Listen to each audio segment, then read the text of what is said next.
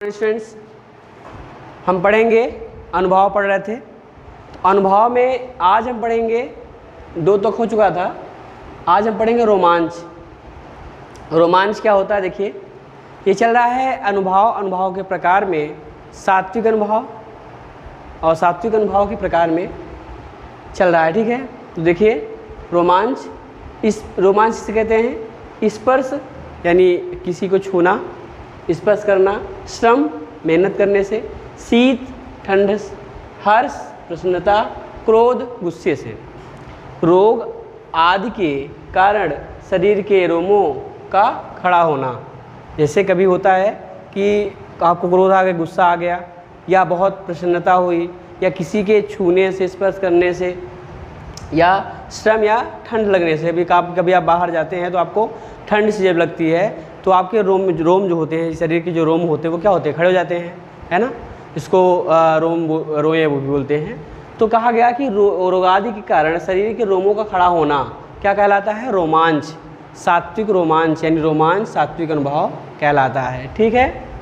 शरीर का, जैसे शरीर का कंटकित होना, कंटकित होना का मतलब होता है कि जिसे जब रोमे खड़े होते हैं या रोम जब खड़े हो जाते हैं शरीर में, तो ऐसा लगता है जैसे कांटा चुभ रहा हो, कभी कभी ऐसा प्रतीत होता है, ऐसा लगता है।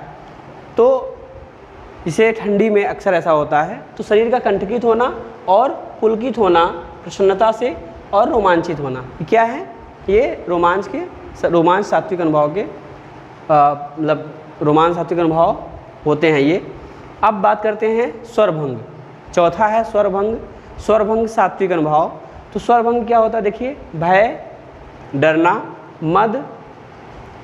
मद यानी किसी चीज़ की यति होना, हर्ष प्रसन्नता, वृद्धावस्था, क्रोध, वृद्धावस्था आप समझते हैं, और क्रोध यानी गुस्सा होना इत्यादि के कारण कंठ स्वर हम जो बोलते हैं, कंठ स्वर में अवरोध उत्पन्न होना। जैसे कभी बूढ़े लोग होते हैं, बात करते हैं तो उनके बोलने में क्या होता है, अवरोध होता है ना। उनके बोलने में कठिनाई होती है, कोई बात बोलते बोलते वो रुक जाते हैं, ठिठक जाते हैं। तो रुकना उनका जो स्वर भंग यानी कंठ में अवरोध अथवा कंठ स्वर का विकृत होना। विकृत मतलब होता है खंडित होना या नष्ट होना, अर्थात कभी कभी बोलते हुए किसी की आवाज़ नहीं निकल पाती है, या बोल नहीं पाता है, या बोलता है रुक रुक कर बोलता है, आवाज़ उसकी स्पष्ट नहीं आ पाती, कभी कभी ऐसा होता है।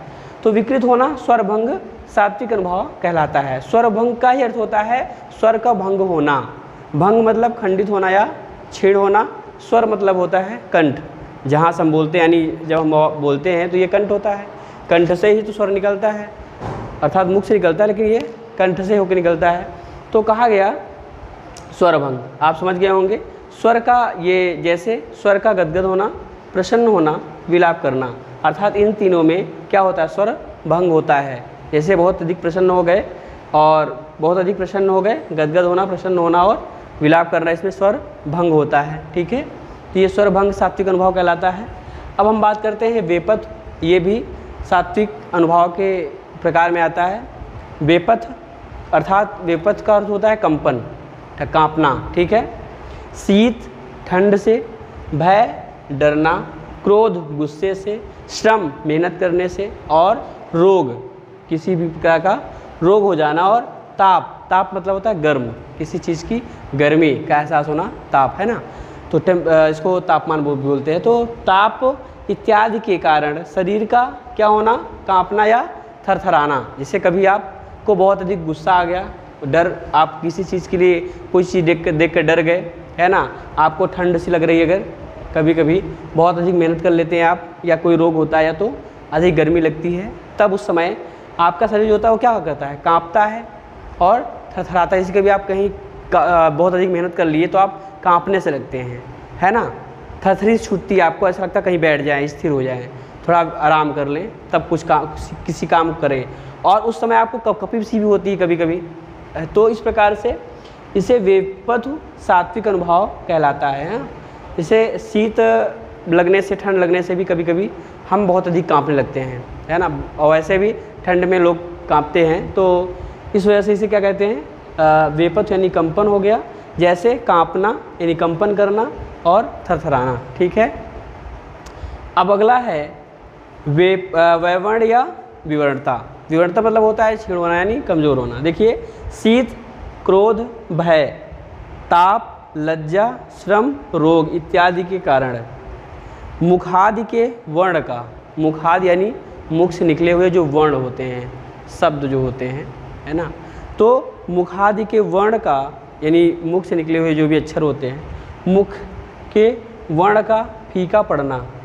जब कोई चीज़ बोलती से इसमें बताया गया वर्णता मतलब क्या होता है कि जैसे कभी आपको ठंड लग गई, शीत लगी और या बहुत अधिक क्रोध आ गया, गुस्सा आया, किसी में डर या भय के कारण, ताप यानी अधिक ताप के कारण, लज्जा जब अभी आप लज्जा में हैं या आपको लज्जा का एहसास हो रहा है, महसूस हो रहा है, श्रम अधिक मेहनत करना, रोग इत्यादि में जब हम बोलते हैं तो यहाँ पर तो स्वरभंग की बात की गई थी, लेकिन यहाँ पर किसकी बात की गई है कि जब इन सब के कारण किसी भी एक के कारण मुख आदि के का वर्ण यानी मुख की जो ध्वनि होती, जो वर्ण होता है, उसका क्या होना है, फीका पड़ना, मतलब बोलते बोलते रुक जाना, वर्ण साफ ना निकलना या किसी भी वर्ण को बोल ना पाना, है ना।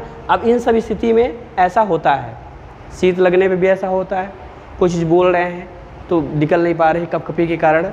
हाँ, गुस्से में भी कभी कभी आप बोलते तो नहीं बोल पाते स्पष्ट, डरने के बाद कोई चीज़ हम डर जाते जब हम और बोलते रहते हैं तो क्या होता है, डर सी लगती है और उसमें ऐसा लगता है कि मैं बहुत तेज़ डर लग रही है और आप बोल नहीं पाते कोई चीज़। जैसे घर में पूछा, जैसे आपने स्वप्न देखा, डरावना स्वप्न देखा और स्वप्न देखने के बाद जब आपसे घर वाले पूछते हैं कि बेटा क्या हुआ, क्यों डर रहे हो, तो आप बोल नहीं पाते, है ना, कभी कभी आवाज़ नहीं निकल पाती। तो क्या होता है, ये मुखादि के वर्ण का फीका पड़ना, चेहरे का रंग उड़ना, वैवर्ण सात्विक अनुभव कहलाता है। ठीक, चेहरे का रंग उड़ जाता है, इन सब स्थिति में चेहरे का रंग भी उड़ जाता है।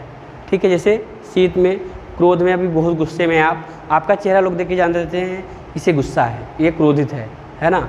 और भय, डर जाने के बाद भी आपका चेहरा तुरंत ऐसा स्पष्ट हो जाता है चेहरे से कि आप डर रहे हैं किसी चीज़ को लेकर। ताप, अधिक गर्मी के कारण भी, लज्जा, कभी आप लज्जे में रहते हैं या आपको शर्म सा कोई महसूस होता है किसी भी काम में या किसी भी चीज़ के लिए, तो आपको उस समय भी आपका चेहरा बिल्कुल एकदम लाल हो जाता है, एकदम फीका पड़ जाता है ना, उसमें वो प्रसन्नता नहीं दिखाई देती, है ना। श्रम, अधिक मेहनत करने के बाद भी, और रोग के कारण भी चेहरे का रंग जो होता है वो फीका पड़ जाता है। लोग कहते हैं ना कि इसके चेहरे का रंग उतर गया है, उतरना मतलब क्या, फीका पड़ना। ठीक है, चेहरे का रंग उड़ना वैवर्ण सात्विक अनुभव कहलाता है। जैसे मुख का वर्ण बदल जाना, मुख का वर्ण मतलब मुख का रंग बदल जाना। ठीक है, वर्ण मतलब रंग भी होता है। ठीक है, तो ये इसमें बताया गया आपको, ये सात्विक अनुभव प्रकार थे। इसके आगे हम नेक्स्ट पढ़ेंगे, आप इसको अच्छे से नोट भी कर लीजिएगा, अच्छे से आप वीडियो पॉज करके, और आप इसको अच्छे से देख भी लीजिएगा। ठीक है, तो आगे फिर हम नेक्स्ट पढ़ेंगे। Okay, thank you class.